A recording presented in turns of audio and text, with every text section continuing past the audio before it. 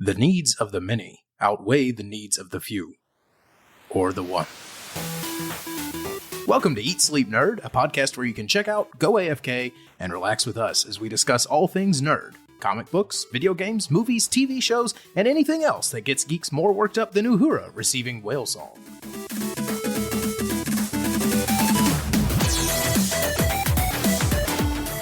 Welcome to episode number 10. I'm Corey Winter, and I'm joined by my nerdy brother Josh Winter and our geeky friend Jason Summer. Did I say that right? And our geeky friend Jason Summer? Sure.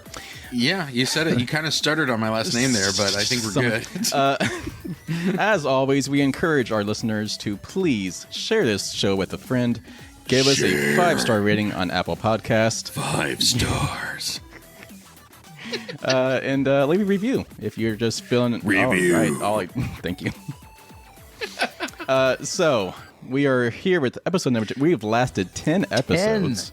10 episodes. We should have done something big for this. It's got to be like 12 hours of content that you can listen to now, which means it's recorded in like 36 hours. Yes. Right, I was about to say it's like, 25 to 30 hours of like, horrible stuff that's been edited and cleaned by the maestro Corey. And for people that are not in the know with podcast industry stuff, apparently 10 episodes for a podcast a pretty big deal. Pretty substantial. Like if your podcast gets, this many episodes, you're probably going to stick with it, because most podcasters, they die after like 2 or 3 episodes. So we're doing something special here. Cheers. Cheers to that. So, you should share it because we're sticking with it. We're committed. The takeaway here is that you should share it. I think the takeaway is that we're too stubborn to quit, so we're just going to keep going. There it is. Yeah, and here's the thing, is that we love doing this. We're probably going to keep doing this if nobody ever truly listens. This is just a blast for us. Yep. But we would love for it to get some traction. And we do have a small following, and it's growing steadily, so I'm encouraged. That's you guys are giving us love. Yeah, like people who listen consistently, and it's always very highly rated. So like this is worth sharing to all the people you love and know and have met on the street. Just tell them. Mm-hmm. Strangers. Yeah, really. Whomever. Really anyone. Yeah. Right. just anyway. So, we harp on this a lot, so we'll just... So talking about things that get well received, I actually just took Josh and my parents to go see Top Gun Maverick. It was my second viewing. And I know we talked about this a little bit last episode because I had just seen it.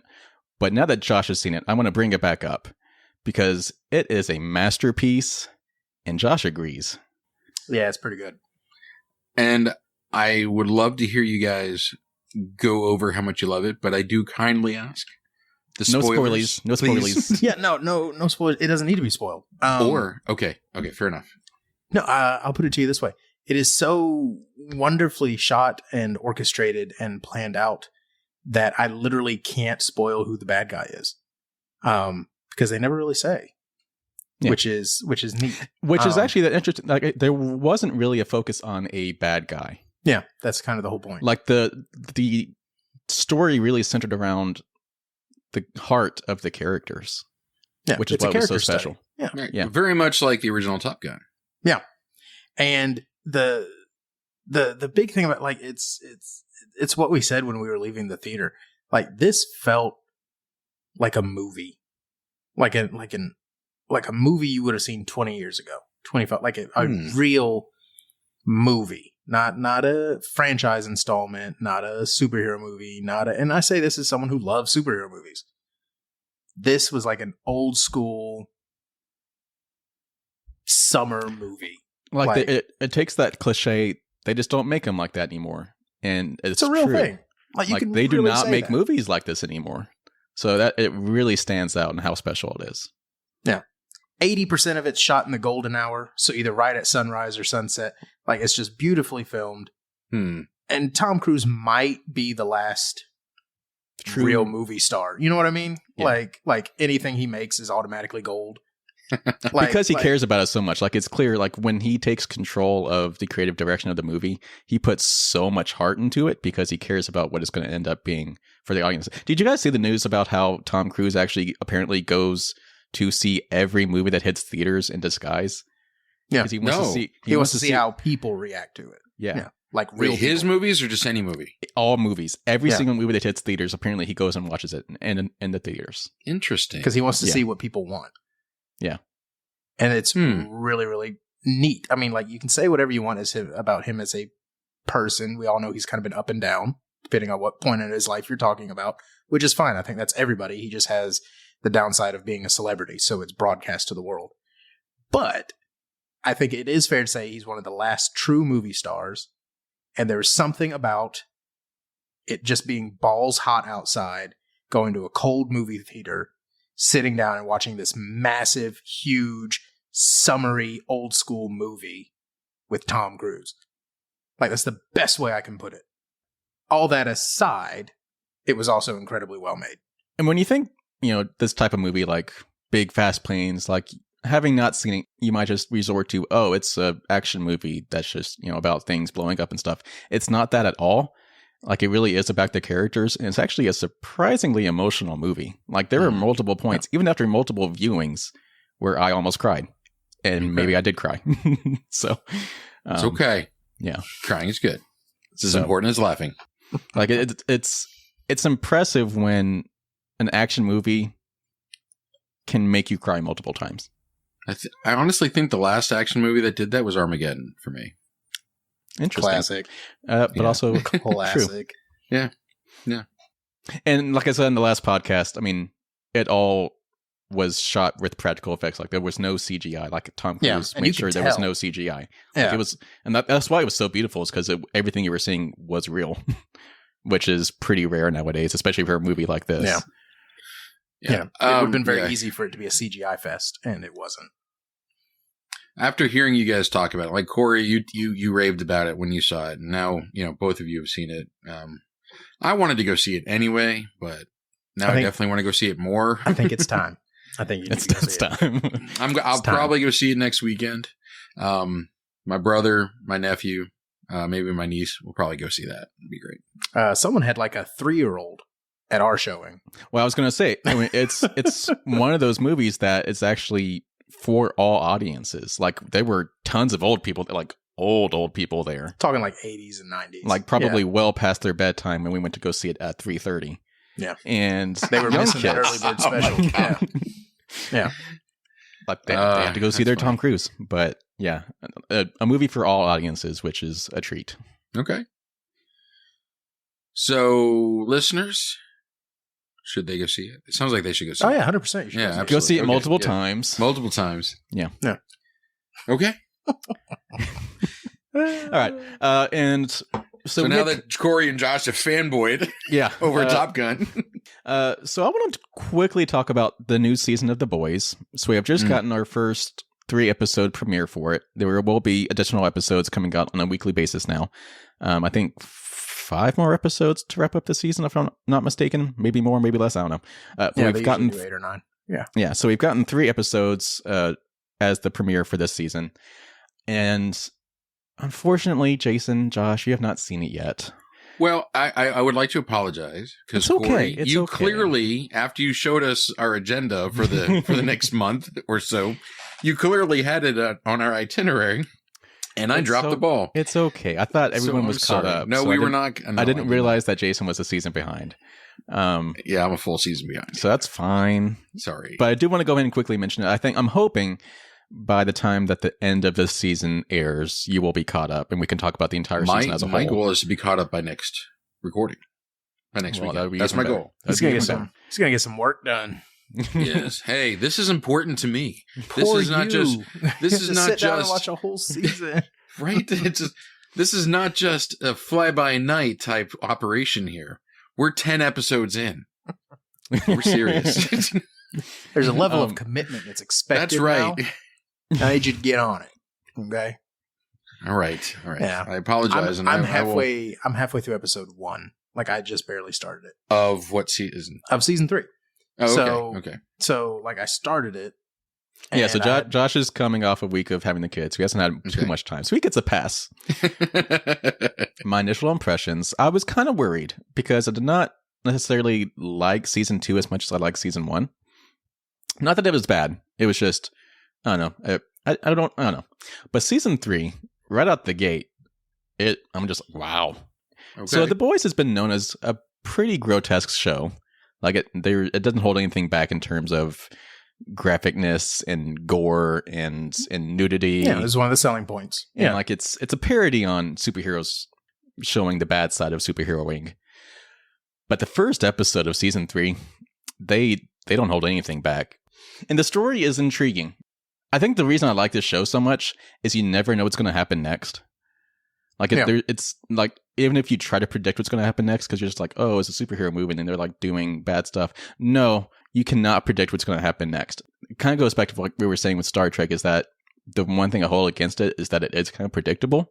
And I think that's why I like this show so much, is that I don't know where it's going.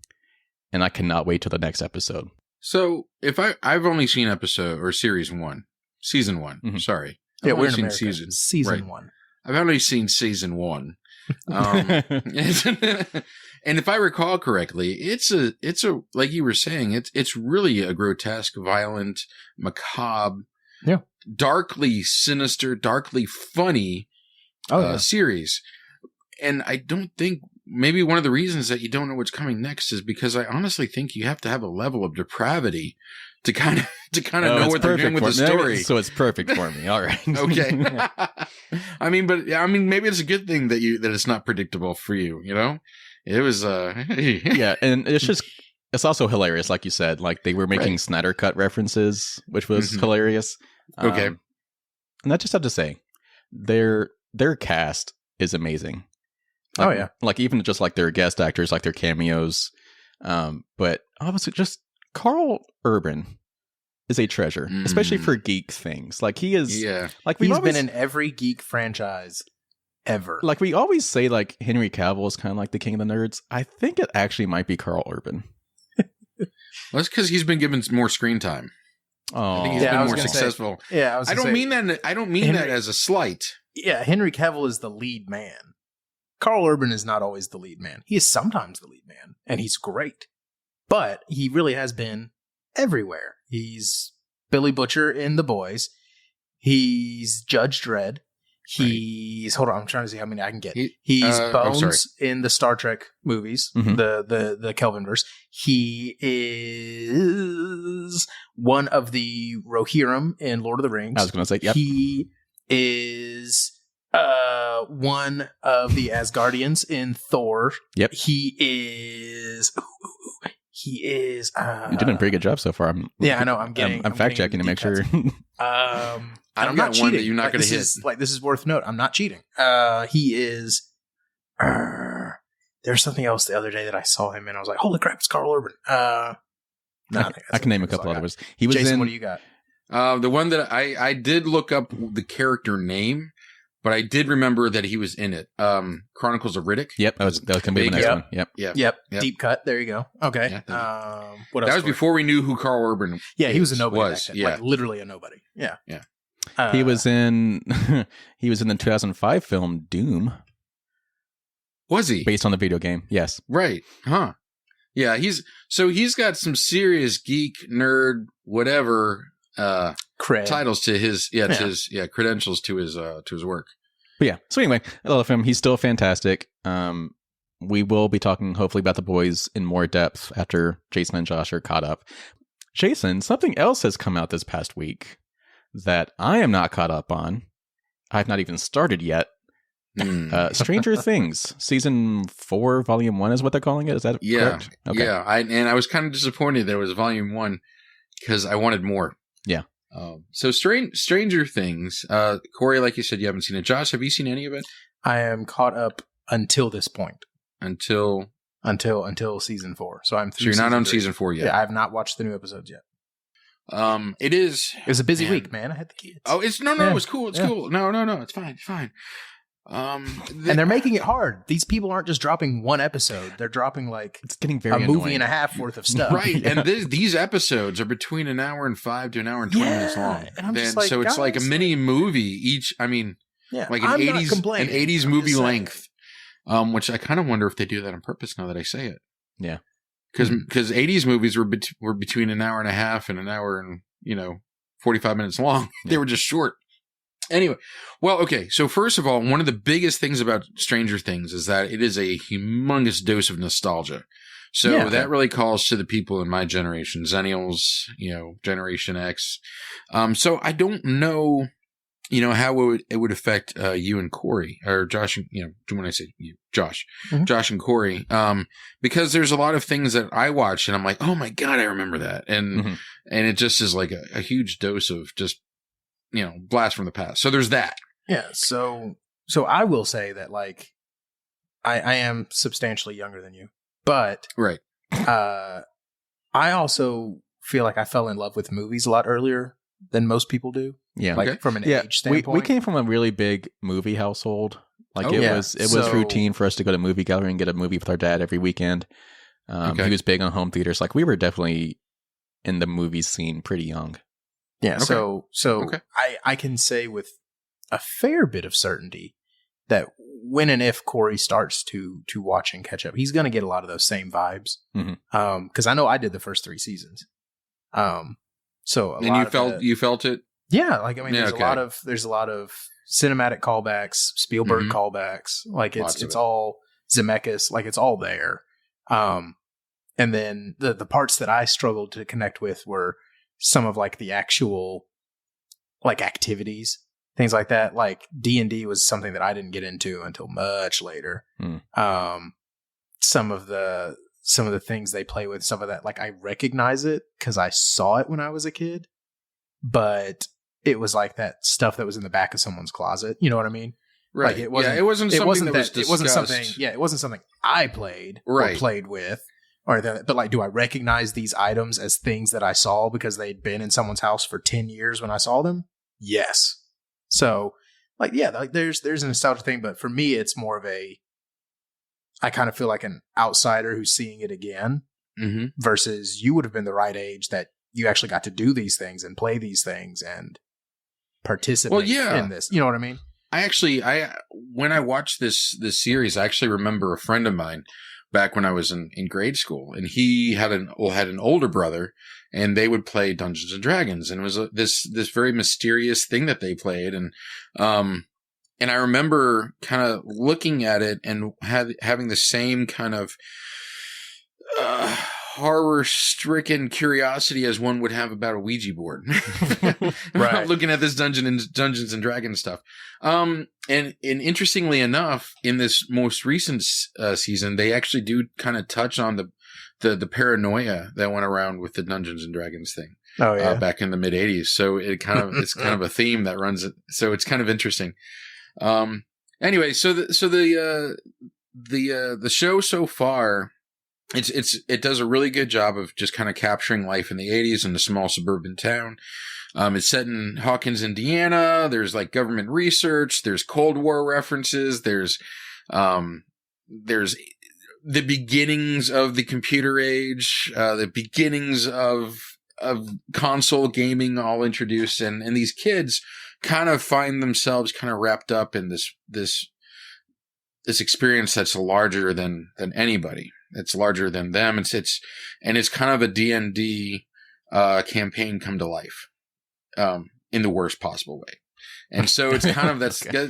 Am I getting that right, Josh? Would you say I mean, that's dead on? Yeah. Like they don't even really try to hide it. Like no, it's like the kids really lean into it. Yeah, they like totally lean into it. Yeah, and it's a good thing, right? And by the series kind of acknowledging what it is and where it's getting its references from, it frees it up to just say, we're here now. Let's have the story.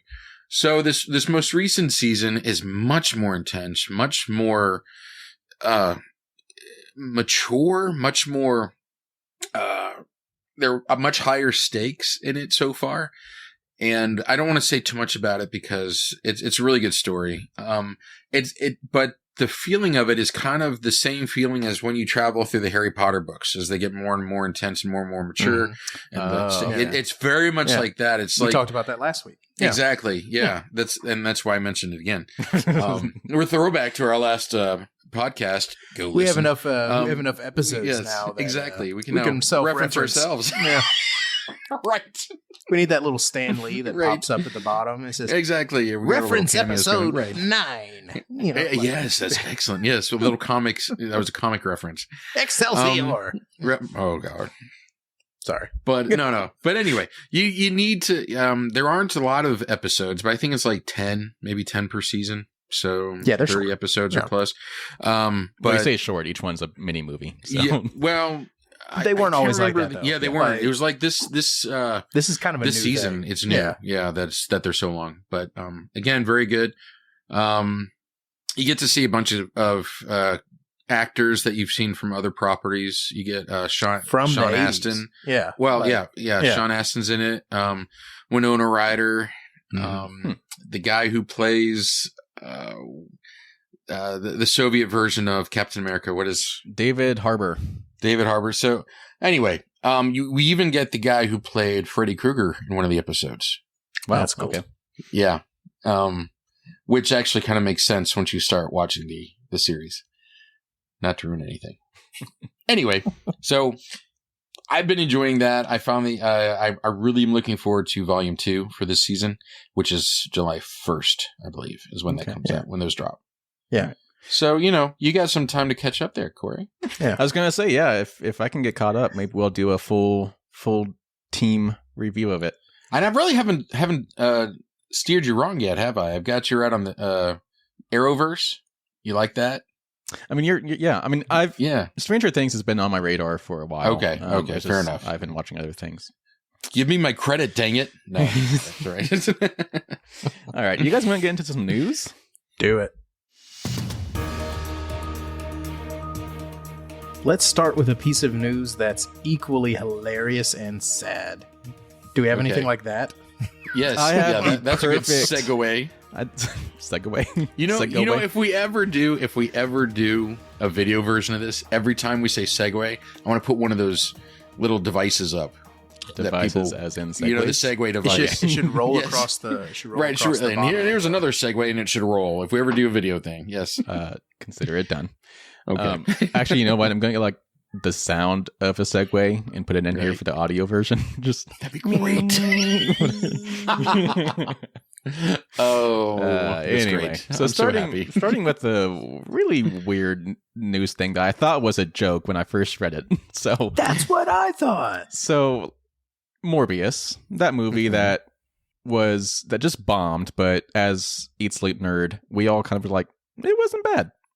No, it wasn't horrible. Society did not agree, as the box office and Metacritic scores demonstrated.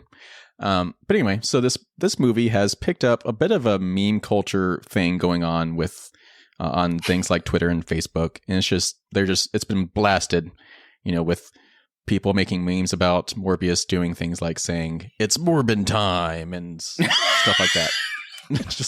just making fun of the movie blatantly. Oh. And Sony was just like, oh, this movie's getting popular again. We should put it back in theaters. And so they did. They re-released Morbius in over 1,000 theaters this past weekend. Do you know how it did? I know. I would like to know. I don't know. $85,000. $85,000 across 1,000 theaters this weekend. Oh my gosh. Quick math tells you that's about $85 a theater. Quick math again tells you that's about 7 tickets. Now, to clarify, I think per theater. I think the $85,000 number was specifically referring to Friday numbers, but even after the whole weekend, it's not going to get much higher. Yeah. So I don't know if Sony just did not understand that people were making fun of it, or if they just wanted to embrace it and try to make a quick buck off of it. I got to go with the first one, man. Maybe they were like, it's so bad that maybe people will go see it just to go in and make fun of it, and they were just like, let's make some money that way. Whatever. You don't get cult followings that fast. No. Maybe that's what they thought it was. But it's, to me, it is studio execs continuing to be completely out of touch with regular people. And all they saw was all attention must be good. Yeah. So it's like they weren't laughing with you. They were laughing at you. And that's just the part that makes it funnier is that, like, I believe it was before this announcement that they were returning to theaters happened. Jared Leto, have you guys seen his little thing that he put out? No. It was middle of last week. He posted a little video on his, I think it was his Twitter account, maybe Instagram. And it was like one of those like behind the scenes videos where like someone was walking up to him while he was reading one of his scripts. And he like tried to quickly put it away, and like the person holding the camera like quickly showed what he was reading, and it was the script to Morbius 2 written by someone. And it was very obviously fake, because if you looked up the name, it was like this comic book character. So he was obviously like trolling fans, thinking that he was reading the script to Morbius 2. Okay. So he was in on the joke. And yet Sony still put it back in theaters. All this is just cringy. Like, it's not. Yeah. I mean, honestly, it was like a made-for-TV movie. It should not have been back in theaters. Yeah. And like old made for TV, because new made for TV is like actually TBS. Yeah. Like, but like on TBS, made for TV. Like, Saturday afternoon, playing in the background, TBS. This is something that plays on Thursday evenings on TNT. Right. You know, Yeah. like, So it sounds like this movie has not sat well with you guys since you first saw it. Well, no, I mean, again, has it not aged well? I feel like I fundamentally feel the exact same way I did as when I saw it, Right. which was that it wasn't the absolute dumpster fire that people made it out to be, but it was not worthy of a re-release before a year was even up. Like, this isn't a gem that suddenly found the light of day. Yeah, no. Our argument was it was a passable movie. Right, exactly. That is a And far when we cry said that, from put it back in theaters. Right. We said that when we talked about this movie, was we didn't understand why this company, Sony, who has so much money and so much the ability to get so much talent and the ability to get the right producers and the right directors, just continues to fumble with these properties. And it's not that they're horrible. It's just that they're should have been so much better. They should have been right. Yeah. And they're, and like you said, Josh, they're passable, which to me is a Saturday afternoon TBS movie on, Yeah. Okay. And again, like I would sit down if I'm like in the middle of folding laundry and probably watch it.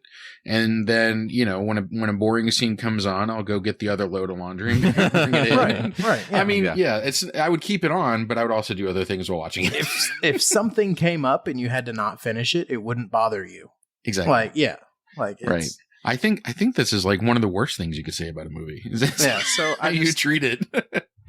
No, I mean, at least I started watching it. Right, but no, my feelings about it haven't changed. I do think that, like you said, Sony just completely either misinterpreted the buzz, or they were trying to cash in on just how bad it is. Yeah. Like I still stand by. Sony just doesn't understand that 83% of the internet is making fun of stuff. The other 17% is porn. So there you go. Sony, if you didn't know. All right. We have stuck in this conversation way too long. All right. Moving on. So speaking of fans bringing things back from the dead. Ooh, nice. Right? It's a good segue. I know. Oh, man. Which actually might be the sound that this vehicle makes. The DeLorean has been revived. Jason, do you want to talk about this? Because honestly, I've not read the story. I do. So we all know and love Back to the Future. And one of the things that Back to the Future did was revitalize, or at least, I think, shine a light on. Which it shined the light on the DeLorean Motor Corporation's DeLorean with the gull-wing doors. I mean, if you're going to build a time machine, do it with some style. And that's what they did.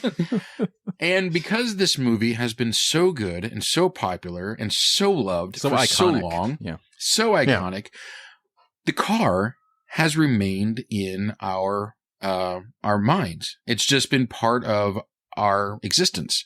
So it looks like the DeLorean Motor Company has developed a DeLorean EV, electric vehicle, which is supposed to be a throwback to the 80s, but it looks amazing and futuristic. And it still has a goal. Yeah, it does look amazing. And we'll of course post the link on our page, but it is gorgeous. It looks like something out of the future, but it also looks just like the DeLorean. It's very cyberpunky. And it is. It looks, I mean, it's amazingly futuristic looking. And I'm looking at IGN right now, which is where I got the article from. It's looking at 100 kilowatt per hour battery pack, 100 kilowatt hour battery pack. It's going to provide north of 300 miles of range, which is pretty good for electric vehicle. That's good. 0 to 60 in 2.99 seconds. How does that compare to Tesla? Do we know off the top of our heads?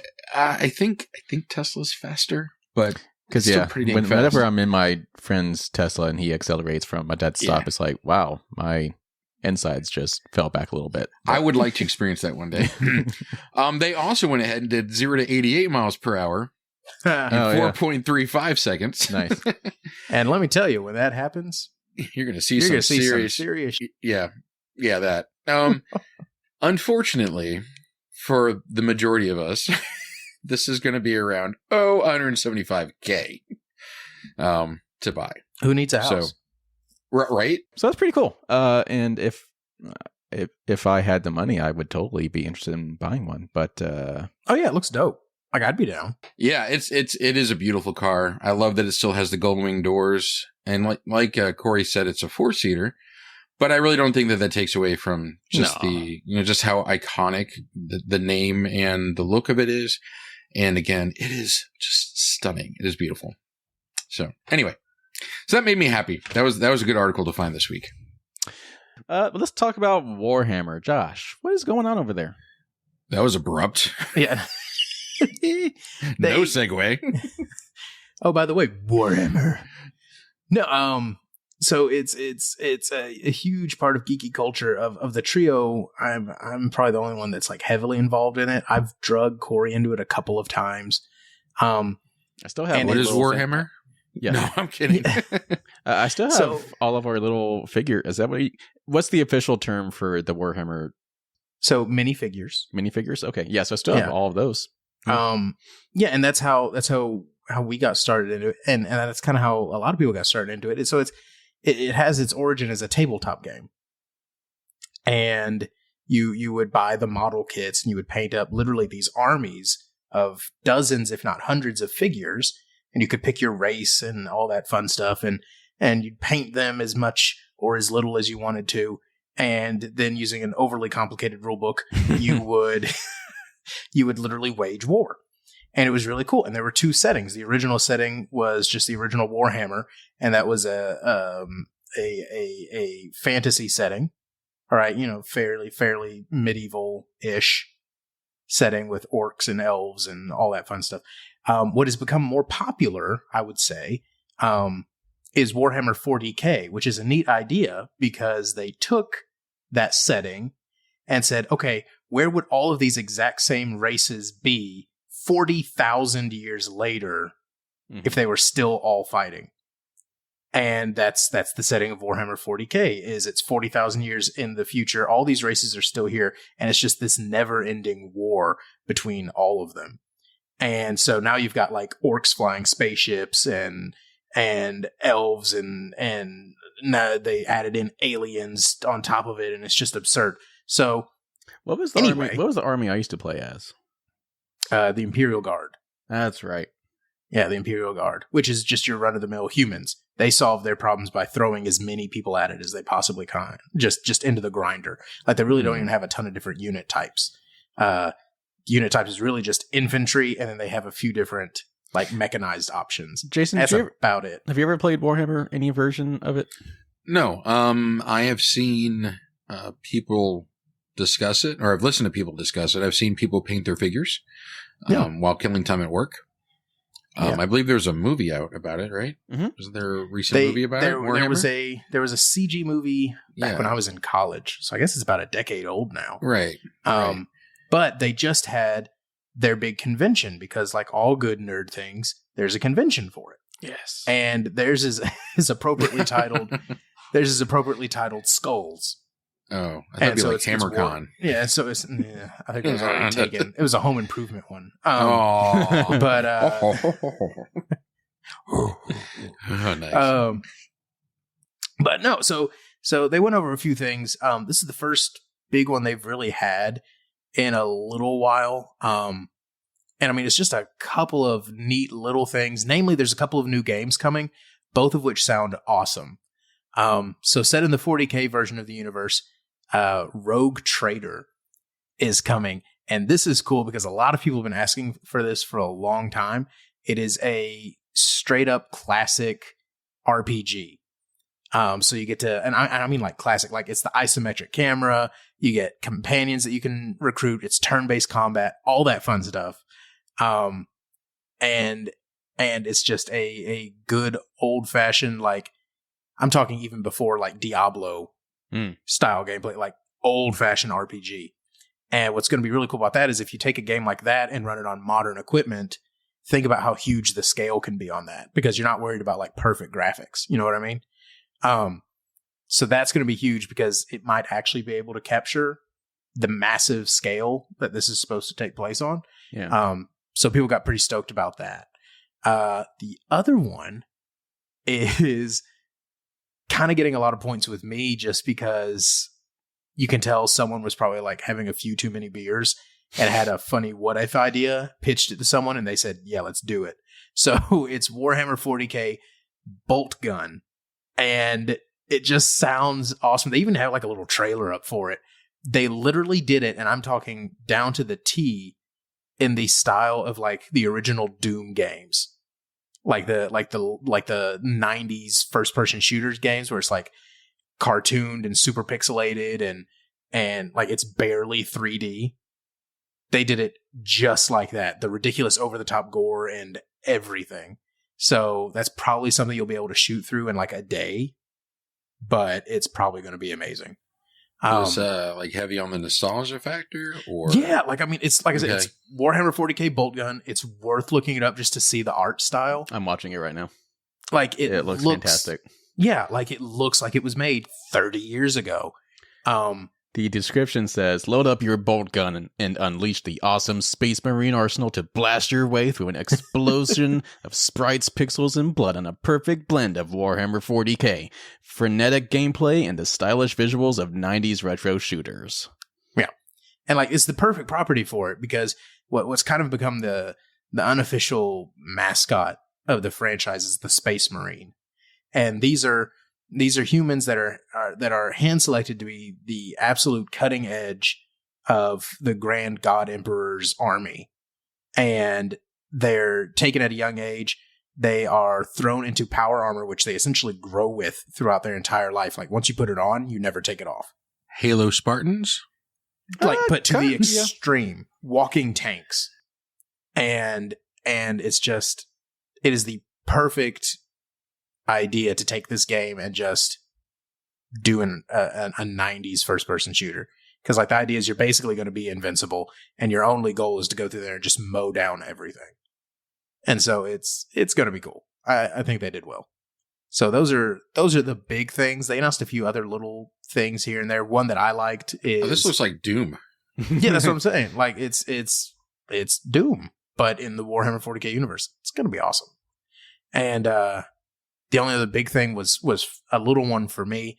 Anyone who's a real-time strategy game guru out there, you've probably played the Total War games.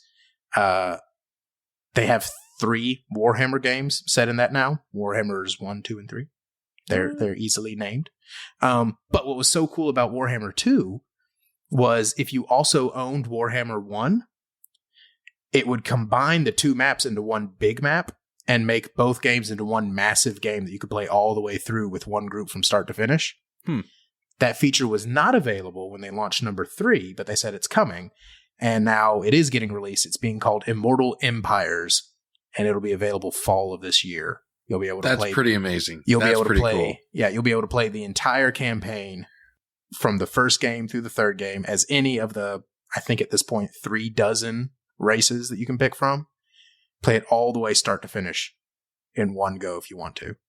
So these days, we would call volumes 2 and 3 expansion packs.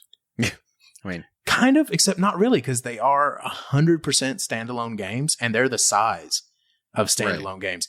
And they've updated the mechanics, like how it works. They've rebalanced things, added features. If you played the original campaign in 1, and then chose that same group to play it again in 2, you might get your ass kicked because it works differently now. Gotcha. And I have to imagine the same thing is going to happen with number 3. So like the games have evolved. But they build on what you already have. So it's really neat. If you, by the time we're done with all this, if you had all of that and all the expanded content, I mean, you could have a campaign that went for days of real world time. So it's pretty cool. I'm pretty excited about that. And I'm glad they finally put a release date on it, because a lot of people expected it to kind of launch with it, and it didn't. So that was a bit of a letdown. But yeah, so those are the big highlights, especially if you're a video gamer. Outside of that, a slight update on a possible movie coming out, and a few little updates on mobile gaming, but that's just weird to me, so I don't know. Yeah, that sounds like that might be like a strategy, one of the real-time strategy games for mobile gaming. That seems to be pretty popular with mobile gaming. Yeah. So it makes sense it would be that. So we need to get Jason. We need to get back into the tabletop version of this game, first of all. Then we need to get Jason to collect an army. And then when we get in person, we can have this giant battle, 3-way battle. Deal. Because when Josh and I used to play the tabletop game, like I bought... Like it was fun. Like I bought like an entire like castle for my army. And I bought like cannons and stuff. It was freaking awesome. Why did we ever stop playing that? It got expensive. Oh yeah, that's true. We were kids. I started getting ready for like high school and college, and there were just other things. Josh had a freaking dragon. I did have a dragon. It was a sweet dragon. Again, this was another convention that I didn't even know was happening, and it was kind of cool catching up on it and seeing what all was coming our way.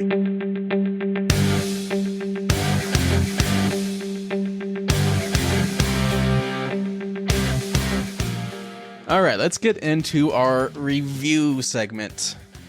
All right, so as a reminder, I feel like we have not reminded our audience this the past couple times. This is a spoiler-ridden segment of our show. We will be talking... Not spoiler-free. Not spoiler-free. There are spoilers abound in this segment of the show. We will be talking story-type things, as well as speculation. Plethora. So, if you have not seen the most recent episode of Obi-Wan, episode, is it 3? 3. Yes. Then get out now. And then come back. Go watch it, then come back. Please. Yes. So Obi-Wan episode 3. Please. Obi-Wan episode 3. I liked it. Yeah. It was a good episode. Yeah. I mean, it's another solid Obi-Wan episode. During the whole prequel series of movies, we didn't really get much Vader until the very end. But lately, ever since Rogue One, every time Vader shows up in something, they're doing that character justice. And that is prevalent in this most recent episode, because he was kind of scary when he was on screen. Like he was like... So we talked about this at work a little bit, because as you guys know, I work with a nerdy group of folks.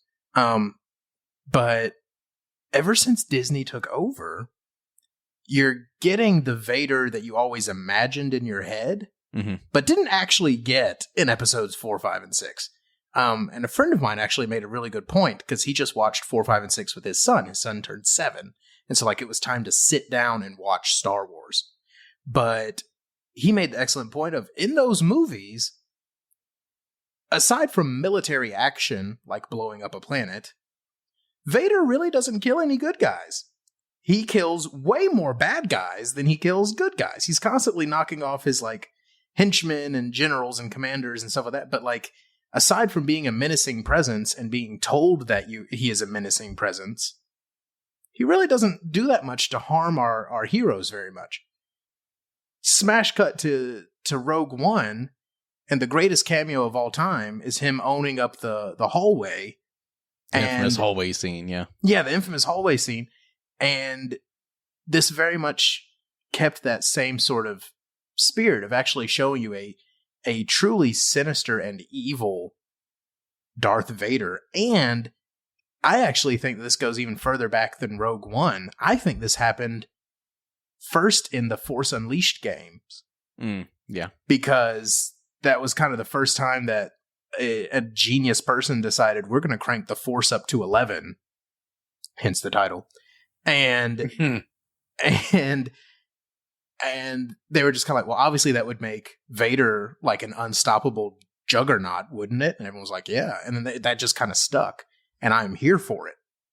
Ridiculous, over-the-top evil Vader is amazing. So I loved it. I was like, yes, the entire time. But I don't know, what did you guys think? Yeah, when he showed up in the town right before Obi-Wan was escaping with Leia, and the sun had just set, so like the town was dark, mm-hmm. and he was like slowly walking through the streets. I'm like, oh my god, he is terrifying. And when he pulls someone out through the window using a force choke, like that was like, it was completely unnecessary. But he knew, I mean, he was trying to get a rise out of Obi-Wan, but it was just, ooh. And like setting the whatever that mineral is that they were harvesting on fire so that he could roast Obi-Wan the same way that he felt like Obi-Wan roasted him. Like that was yeah, sinister. he was yeah. As I was watching, I was like, hold on, is he somehow about to kill Obi-Wan even though Obi-Wan is not dead in episode 4? Because like he was on fire. Yeah. But yeah. So yeah, I love that. But Vader, they definitely did him justice in this episode. But let's actually go back a little bit to a scene towards the beginning of the episode where Obi-Wan and Leia hop on the back of that truck. And then the stormtroopers show up. And that was an extended scene. Like they're on that truck for a little bit. My anxiety was like shooting through the roof because I kept expecting it to go bad. And it did. Which it did. It did. But just not when you thought it would. Yeah. Like I was just so nervous. Like, oh my God, what's about to happen? Well, I like that this is kind of bridging the gap between what I would call the professional army of the Empire and the more conscripted army of the Empire. Because like in the prequel trilogy, you're shown that the clones are kind of on top of it, and they're incredibly accurate and effective military force. And then you compare it to episodes 4, 5, and 6, it's just kind of like, what happened? Like it's a running joke that stormtroopers can't hit anything. And I kind of like that. We got that scene with Tamara Morrison that's shown that the accelerated aging of the clones is catching up to them. Like they're old men now, even though they really shouldn't be that old yet. And combining that with these guys are stormtroopers, but they're not particularly good at what they're doing. The closest anyone got to even recognizing Obi-Wan was just kind of being suspicious of him letting Leia's name slip, which he didn't even remember that Leia was one of the other people they were looking for. So to me, I like it because it kind of subtly fills in that backstory of going from incredible military force to really not a very good military force. And also, speaking of that scene, did you guys, I know Josh, you've seen it because we kind of watched it together. Jason, did you ever watch those parody videos that were like early days YouTube of these stormtrooper cops? Yes, I did. Like all the way back in like 2008. Yes, if you have not seen it, kind of that vibe. Yeah, please look up stormtrooper cops. It should come up. And it's yeah. You brought it up. You tell it. It's funny. So basically, if you're not familiar with it, there was only a couple of videos. Like it did not stay around very long. But people that had like real life replica stormtrooper outfits put a lot of effort into making these parody videos of stormtroopers in the vein of the TV show Cops, like using the Bad Boys theme song and everything, and like the stormtroopers were pulling over Ewoks and stuff. Hilarious videos. This scene with them in the back of the truck definitely gave me those vibes, because like when they had Obi-Wan come out of the truck, like they were holding guns on him and stuff. I'm just like, it gave me a good laugh. It was a very serious scene, but it was making me remember those YouTube videos. I had completely forgotten about those till you just brought them up. Yes, That's funny. And you're right. You were 100% correct.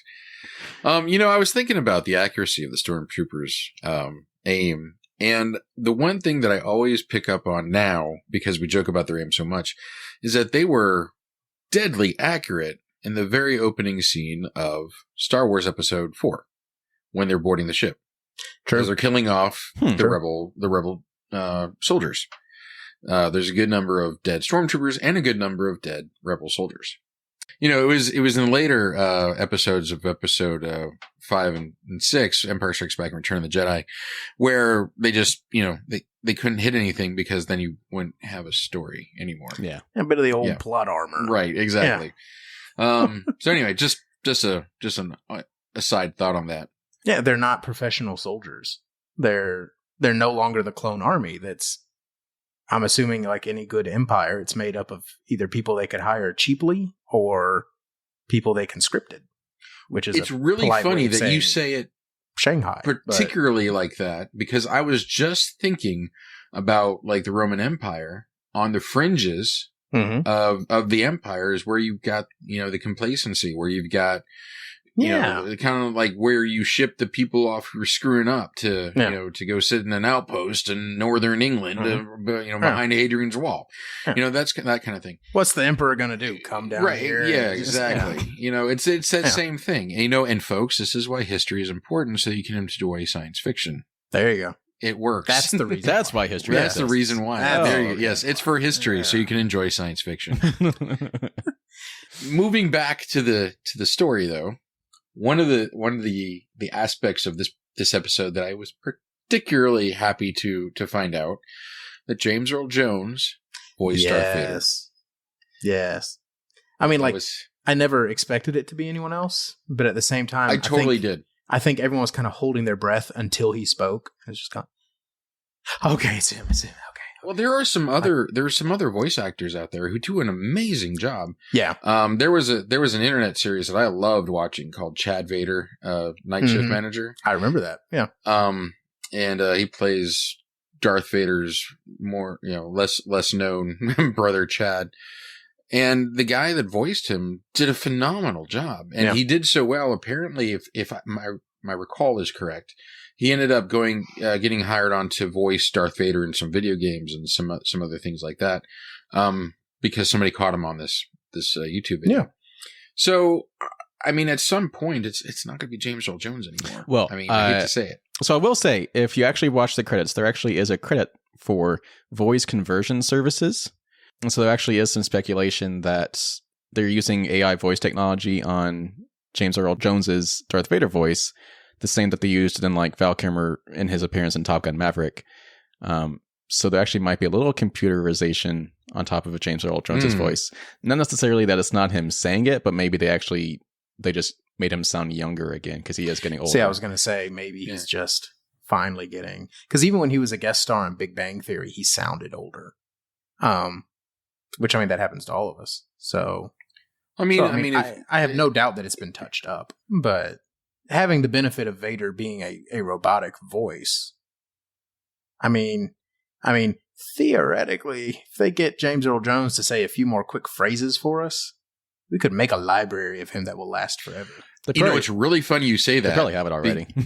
It's really funny that you say that because Gene Roddenberry's wife, let me see if I can remember her name. Well, while you're looking that up, they actually use this same technology for Luke in the Book of Boba Fett. That's why Mark Hamill, as he's gotten older, his voice has gotten more raspy. But in Book of Boba Fett, as he was like de-aged, an octave and a half deeper. Yeah. So as he's in Book of Boba Fett, as they de-aged him, they also de-aged his voice because his voice sounded softer again. So I have to say this because this is one of the reasons why we have these conversations and why we wanted to do podcasts like this.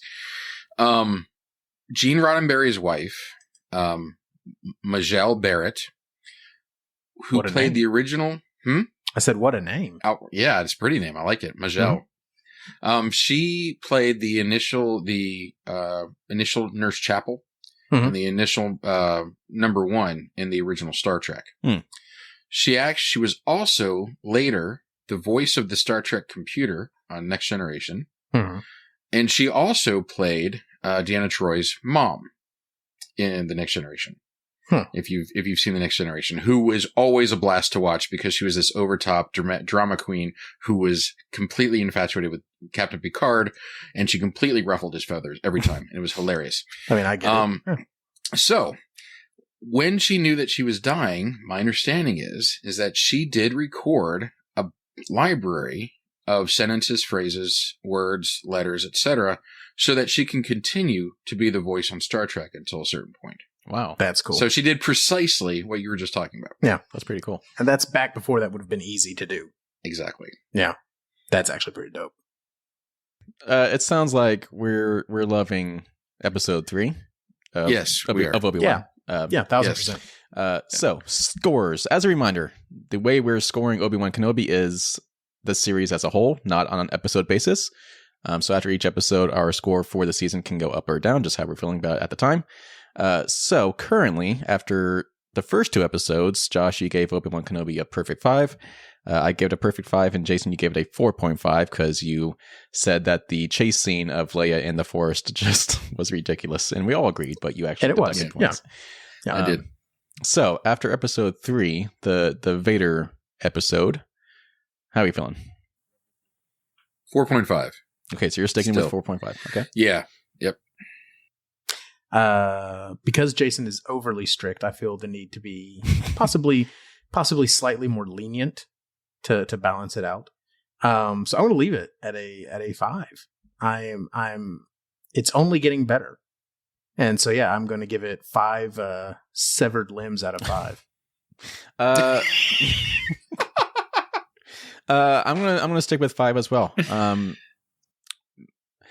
My only complaint, and it's not really a complaint, it's more like your nitpick. A little nitpick is in that same town scene where Vader first shows up and Obi-Wan's running away.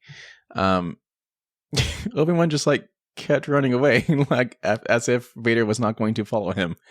It just seemed a little. Yeah, and Vader kept like Michael Myersing right behind. Like, yeah, somehow Darth Vader, who cannot run and he's like crippled, somehow kept catching up.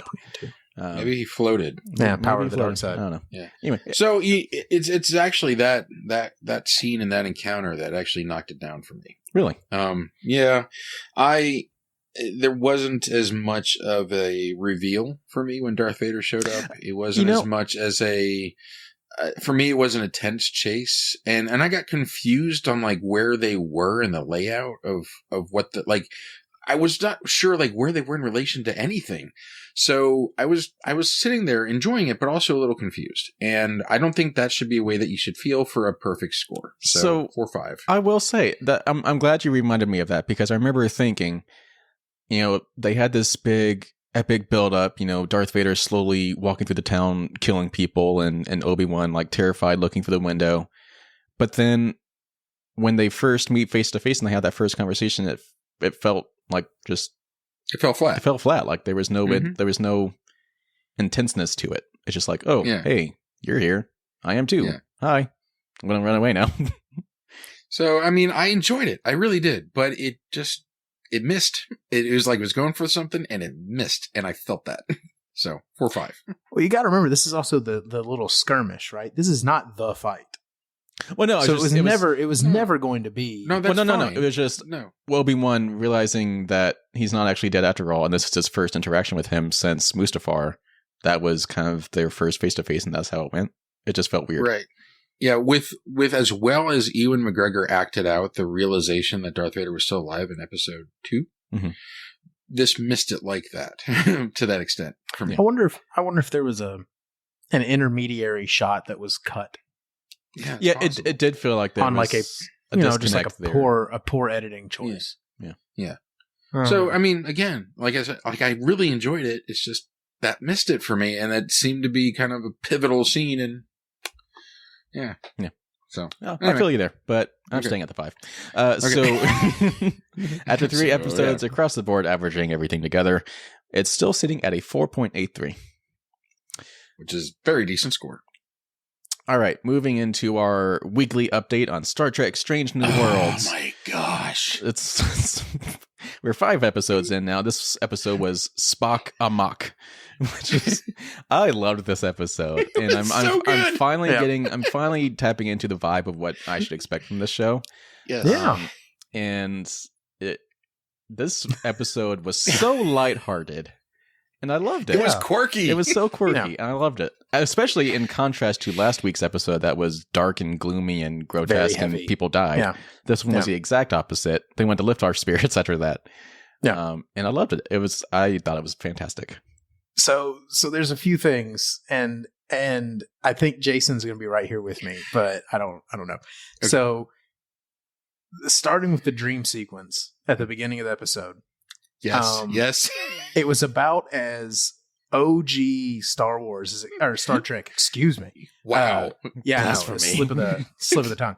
About as OG Star Trek as you could get. Yes. All the way down to the music. It was pulled right from the original series. Old school, like over the top, but like it is like Jason's dead on. Like it is an exact music cue that they used in the original. Anytime they were fighting anyone, that's what they played. And it became almost to the point of parody. And it was okay because as ridiculous as the dream sequence was, it kind of made the hijinks, as Spock kept calling it, the rest of the episode, the hijinks made it a little more palpable, or a little more palatable, excuse me. A little more Palpatine? Yeah, a little more Palpatine. Excuse me. But no, it was the music and the one line that Spock says when he starts to fight himself. To fight myself would be illogical. and he almost, like if he had done anything more, it would have been a turn to the camera and a wink. Just kind of, you know what I mean? Like, but it was on purpose. Like it was if there was ever a place to pay homage to the slight ridiculousness of the original series, it would have been in a dream sequence. And again, because they kind of got that tongue-in-cheekness out of the way, it let you swallow the body snatch thing, which could have been very just campy, and it kind of let you take that down a little bit easier. But even though that, there's one other thing that I'm thinking Jason's going to appreciate it. Captain Pike's tunic. Okay, so that was my next question. Yep. What is the significance of the green outfit? Okay, so, and Jason, you can correct me if I'm wrong, but Command Gold in the original series was not actually gold. It was a lighting misfortune. The material that they used was kind of a khaki-ish, like olive drab-ish sort of color, but a combination of the way it was stage lit and the way it was exposed on film, when they broadcast it, it looked gold. But it was never actually supposed to be gold. And eventually, once they got a slightly higher budget and were able to rework things, they did occasionally turn the captain's color into green. But at that point, so many people had gotten on board with Command Gold that Command Gold stuck. And so it ended up being kind of a special thing every once in a while that you would see them in green. Yeah. But they never made a big deal out of it. Yeah. They never made a big deal out of it until this episode, where they kind of used it as like a slightly more informal or diplomatic uniform that's not necessarily his everyday dress uniform. Mm-hmm. So to me, that was really neat because it was the first time in modern Star Trek that they really leaned into the green of it, whereas they kind of referenced it a little bit in the original series. But yeah, it was bad lighting. It is what it was, and it kind of ended up being a thing. So I don't know, that made me smile. Yeah, because it was just kind of, it's the green. So admittedly, I did not get as giddy as you clearly did about it. It was just funny to me. Yeah. But I did notice it like immediately. Like I'm like, oh, they're doing the green tunic thing that Kirk had, every now and then. Yeah. Because Kirk did have a green tunic, just like Josh was saying. And this definitely was a throwback to it. So they're treating their fans well, but not in a way that it's like patronizing. It's clearly made by people who like Star Trek. Patronizing. Yeah. Sorry. Patronizing. Palpatine. When we talked about Arrow earlier and some of these other series that we've enjoyed, most of the Halo and Kenobi, they're episodic. One of the things that I grew tired with The Flash or Arrow or even, Supergirl or whatever, is that there was no breather.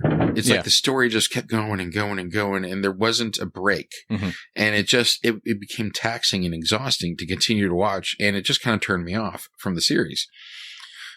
This doesn't have any of that. I mean, there's some overarching plot points, the background of some of these characters are, a little in question, and, they hint to some background stories here and there, but I'm enjoying the episodic nature of this. Absolutely. Yeah. And again, like I've said before, this is like old Star Trek for me. And I'm really, I sat and I smiled the entire episode. And there were actually a few moments where I teared up a little bit. I'm trying to remember which. Yeah. But I was just like, this is really sweet, or it's really nice. And then finally, you got to see how, why Christopher Pike is in command of the Enterprise and why he's used for diplomatic negotiations, because he uses a type of diplomacy that was referenced, which I think was in Star Trek VI, that Spock used on Kirk, cowboy diplomacy, which is kind of shooting from the hip. And that's what Pike did in this episode, is he worked on a hunch that worked for the diplomacy in this episode. So it very much incorporated a lot of Star Trek lore, a lot of background, and it made you, for those of us who know Star Trek kind of backwards and forwards, it was really rewarding. And for those of you who are new, like Corey, it was just a really good show. Yeah, it was just fun. It was fun. Yeah. And again, it's kind of funny because, like, we're always, and we've done it on this show, we've argued that long format storytelling is better for character development and so. Well, I would argue that in a weird way, the episodic nature of this show is allowing for tremendous amounts of character development because they're not worried about this huge overarching narrative that they have to keep up with the entire time. Mm-hmm. You get to focus on your character of the week. And, we got obviously a lot of Spock in this episode, his fiance, which was neat. Yeah. Lots of nurse Chapel. Thank you. Good Lord. You're welcome. And, but the only thing I'll say is I'm waiting for Christopher Pike to get his big episode. But they still sprinkle in little things. Like, have you noticed he loves to cook? Like, it's a weird thing, but like he does. Like in the first episode, he's cooking in Montana. Again, this is in a time when you can have a materializer make anything. No one has to cook. We're not there yet in this time.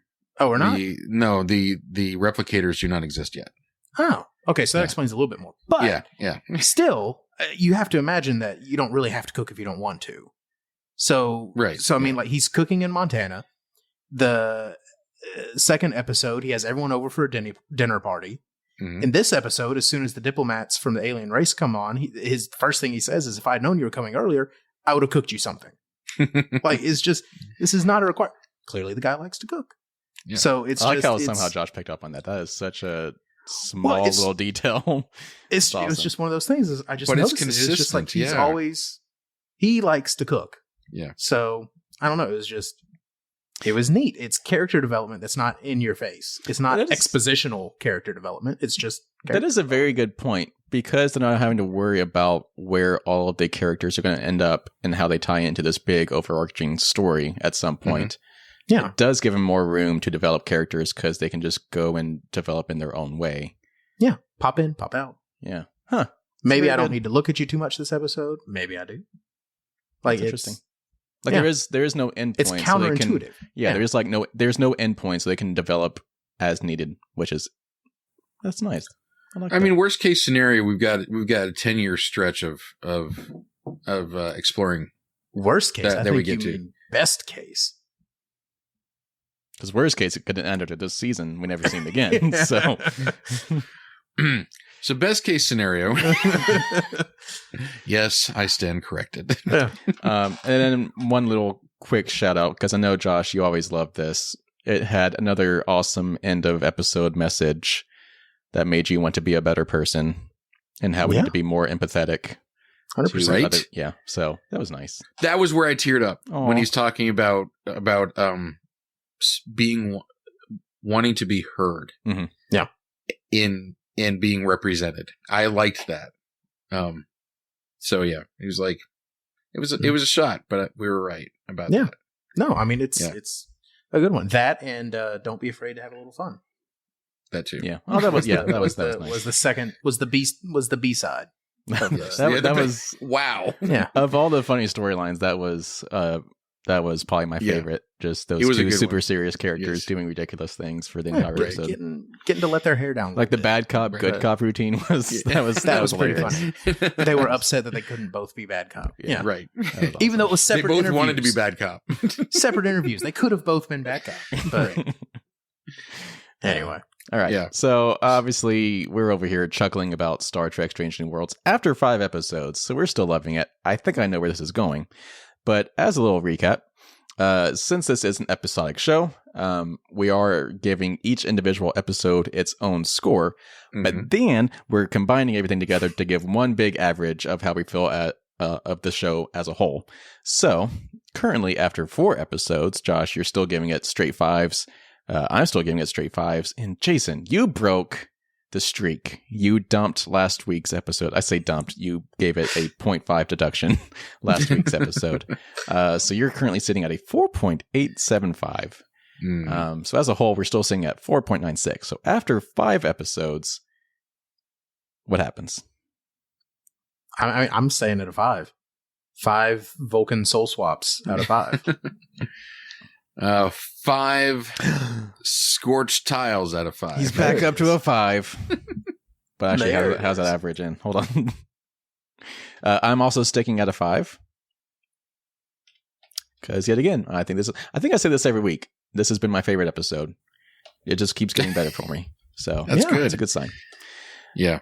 Dang it, Jason. You and your 0.5 has just screwed up our scale. Across the board, we're currently sitting at a 4 point. No, you cannot. Do you want me to be disingenuous? No. Okay. Not even a little bit. Yes. Okay. 4.97 is our new score for Star Trek Strange New Worlds. That is a good grade. Just slightly below perfect, Jason. Oh, I mean, no. On a long enough timeline. I would say that's how we feel about it, though. As a whole, representing the entirety of the nerd community, it is slightly less than perfect. Right. And you know what? Slightly. There's nothing better than a little imperfection to make things seem a little more human. I mean, it's not on the 10-year-old outrunning a professional mercenary group deduction. So talking about Leia and you're right. Obi-Wan. Right. Yeah, it's not on that level. Going back to what you just said, Jason, right? Because it's so slightly imperfect, that actually kind of makes it perfect. So you should bump your score retroactively back up to a 5. No. Okay. Any final thoughts as we wrap up 10 episodes of Eat Sleep Nerd? 10 episodes is a great time to share. Right. Please share us. We'll see you again next week. We will hopefully be talking in more detail about The Boys. We will be continuing our coverage of Obi-Wan and Star Trek Strange New Worlds.